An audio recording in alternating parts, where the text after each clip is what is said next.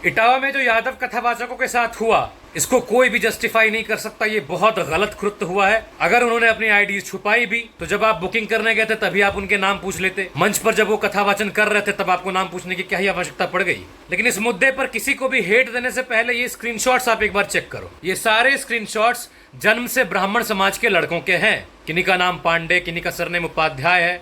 और ये स्क्रीनशॉट उस वीडियो की है जिस वीडियो को मैंने इटावा के इस दुर्घटना के खिलाफ बनाया था, उन लोगों के खिलाफ बनाया था जिन लोगों ने इन दो यादव कथावाचकों के साथ गलत किया।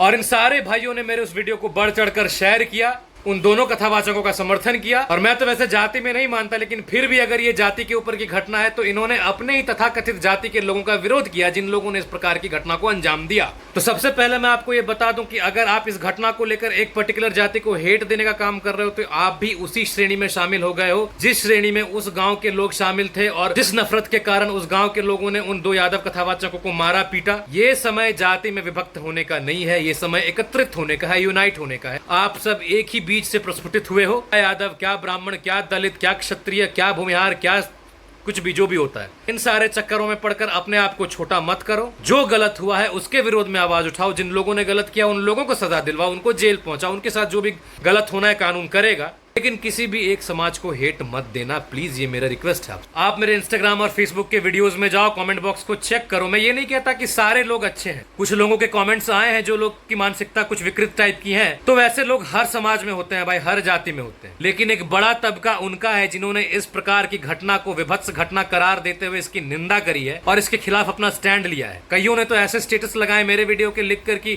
मैं पंडित हूं लेकिन मैं इस चीज का विरोध करता हूं। ऐसा गलत कार्य जिसने भी किया उसको सजा मिलनी चाहिए। अगर आप फिर भी अपने मन में जातिवाद का वैमनस्यता रखकर एक जाति को नफरत देना चाहते हैं तो यह आपके ऊपर डिपेंड करता है। अब मैं आता हूं इस घटना के ऊपर। जिन लोगों ने भी इस कार्य को अंजाम दिया, जिन लोगों ने जाति को ढाल बनाकर इस प्रकार की गंदी गतिविधि को अंजाम दिया, उन लोगों से बड़ा पापी, उन लोगों से बड़ा घृणित अपराध कोई कर ही नहीं सकता। आपको किसने अधिकार दे दिया कि अगर वो व्यक्ति किसी अन्य जाति का है तो वो कथावाचन नहीं कर सकता? हम अपने यहाँ की बात बता रहे हैं। हमारे समाज में एक पासवान जी हैं, एक अंकल हैं, वो कथावाचन करते हैं, व्यास पीठ पर बैठते हैं, गर्व से सभी समाज के यहाँ जाते हैं, चाहे वो फिर मारवाड़ी समाज हो, क्षत्रिय समाज हो, कोई सा भी समाज हो, कहीं पर भी अगर यज्ञ आहुति होती है, जहाँ पर कार्यक्रम हो, 3-4 दिनों का अगर कथावाचन हो तो उनको बुलाया जाता है, ससम्मान उनको स्टेज दिया जाता है और वो कथावाचन करते हैं। हम ही तो कहते हैं कि हमारे भारत में कर्म प्रधान है, तो अगर कर्म प्रधान है तो फिर ये जन्म की प्रधानता कैसे होने लग रही? जब आपने इस प्रोग्राम को बुक करवाया तब आपने उनकी जाति और उनका गोत्र नहीं पूछा, लेकिन जब वो कार्यक्रम करने लगे तब वहीं के एक वायरल वीडियो के माध्यम से मुझे जानकारी मिली, जब पुलिस वहां पर गई थी पता करने, तो ये कहा जाता है उनके जो एक पुरान व्यक्ति थे, यानी कि बुजुर्ग व्यक्ति थे, उन्होंने इनकी जाति पूछी और जाति जब मालूम चला कि ये यादव है तो इनके साथ कुकृत्य हो गया।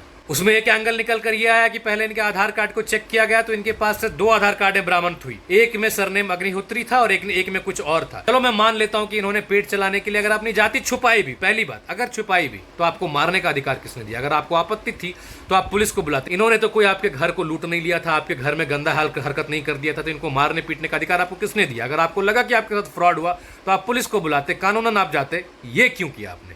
और राम और कृष्ण की भूमि में इस प्रकार के भेदभाव कब से होने लग रहे? मैं मानता हूं कि एक बहुत बुरा कालखंड बीता जिसमें जातिवाद की काले साए का शिकार हुए सभी भारतीय, उसका कितना बड़ा कर्ज चुकाना पड़ा हमको, ये क्या आपको ज्ञात नहीं? हम बट के रह गए, कोई 3%, कोई 2%, कोई 5%, और सामने जो दावा नल है उसकी संख्या 30%। लड़ोगे आप?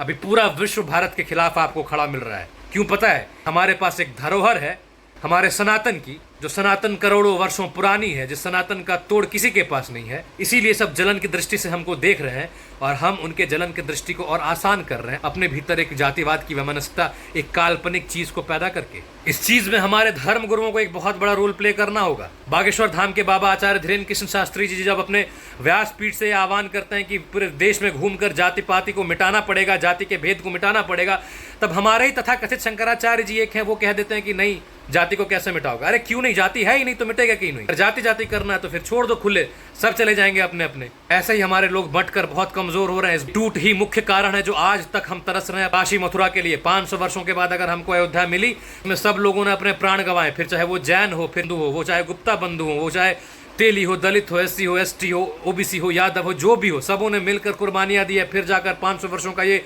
प्रतीक्षा पूर्ण हुआ है, खत्म हुआ है। ऐसे ही नहीं काशी मथुरा आएगा, ऐसे ही हिंदू राष्ट्र का सपना पूरा हो जाएगा। जब समानता लाने के लिए EWS का आरक्षण मिल सकता है, 10% आरक्षण मिल सकता है हमको, तो फिर हम अपने जाति के दम्भ को क्यों नहीं छोड़ सकते हैं भाई? इन कमेंट्स को देखकर, इन स्क्रीनशॉट्स को देखकर बहुत अच्छा लगा कि एक चंद लोग ही ऐसे मानसिकता के हैं जिनकी मानसिकता विकृत है और ये लोग समाज में टूट का काम कर रहे हैं। लेकिन ऐसे मेरे भाई जो लोग समाज को जोड़ने का, एकत्रित करने का काम कर रहे हैं, उनको बहुत बहुत साधुवाद है, बहुत बहुत धन्यवाद है। आप लोगों को आगे आना जरूरी है और ये वक्त नहीं है बाइफर्केशन का, ट्राइफर्केशन का, बटने का, टूटने का। बटोगे टूटोगे तो झड़ जाओगे, खत्म हो जाओगे। ये वक्त यूनाइट होने का। अगर आप ऐसे लड़ोगे, टूटोगे, आपस में ऐसे बटोगे तो फिर क्यों अपने नाम के आगे सनातनी लगाकर ऐसे राक्षसों से अपना विरोध करना। कल ही एक लड़के ने मुझे, देख लो, गंदी गंदी गालियां भेजी हैं यार। ऐसे ईमेल्स आते रहते हैं, मुझे मैसेजेस आते रहते हैं, थ्रेड्स आते रहते हैं। क्यों आते हैं? क्योंकि मैं अपने सनातन के एकत्रीकरण की बात करता हूँ। मुझे उतना ही बुरा लगता है जब कोई मेरा दलित भाई कहीं पर एक अकेला पीटा जाता है और उतना ही बुरा लगता है जब किसी संत को मारा जाता है, जब किसी ब्राह्मण को मारा जाता है। जो लोग मुझे जानते हो, भली भांति जानते हो, मैं समाज में इस बटने को बर्दाश्त नहीं कर सकता। मैंने अपना ये अभियान ही चलाया था कि अपने समाज में जो सबसे बड़ा शत्रु है जातिवाद, इसको मिटाने के लिए इस टूट को खत्म करो, इस बिखराव को खत्म करो। और ये जो घटना घटी है ना, इस पर राजनीति ना करो। सारे समाज आओ, ब्राह्मण आओ, क्षत्रिय आओ, वैश्य आओ, शूद्र आओ, सभी आओ और जिन्होंने इस प्रकार की घटनाओं को अंजाम दिया उनको कड़ा से कड़ा दंड दिलाओ। ऐसा दंड दिलाओ कि जातिवाद की जड़ें कमजोर हो जाए। जातिवाद वो सांप है जिसको अगर आप पालोगे तो वो आप ही को डसेगा। अभी इसमें एक और एंगल निकलकर सामने आ रहा है कि जिस परिवार के यहाँ पर भागवत कथा कहने गए थे ये लोग, उस परिवार की महिला ने ये आरोप लगाया इन पर कि इन लोगों ने छेड़खानी करी है उनसे। लेकिन जो वीडियो वायरल की गई है उस वीडियो में छेड़खानी का शब्द कहीं पर नहीं आया था। जहां पर भी आया था जाति का शब्द आया था। लेकिन फिर भी अगर ये बात भी है, ये एंगल भी है, तो इसकी भी जांच अच्छी से होनी चाहिए। कहीं जल्दबाजी में और सिंपैथी के चक्कर में ये ना हो जाए, अगर सच में उन्होंने कुछ गंदा किया है वो बच जाए, ऐसा ना हो। बहुत अच्छे तरीके से जांच हो जाए, जांच होने के बाद कानूनी कार्रवाई हो और जो गलत है उन पर कार्रवाई हो, जो सही है उनको बाइज्जत बरी किया जाए। हाँ, इसमें एक बात मैं और अपना जोड़ दूं, जो लोग हिंदुत्व को तोड़ने के लिए ये कह रहे हैं कि बड़ा आया था कथावाचक बनने, हो गया ना, तो जान लो कथावाचक सरिता यादव का नाम, जान लो कथावाचक नीलम यादव का नाम, कथावाचक मनोरमा सिंह यादव का नाम। इतने सारे यादव कथावाचक हैं और केवल यादव और ब्राह्मण ही नहीं, अभी तो अगर आप खोजोगे तो ऐसे आपको सैकड़ों कथावाचक मिल जाएंगे जिनसे कभी उनकी जातियां नहीं पूछी जाती। तो हिंदू को बांटना और कटना बंद करो। इस घटना को एक अवसर के रूप में देख रहे हैं वो लोग, अपने मुंह, अपने दुकानों को बंद करो। जिनसे गलतियां हुई हैं उनको सजा मिलेगी, जांच अच्छे से होगा। इस चीज को अवसर बनाना बंद करो।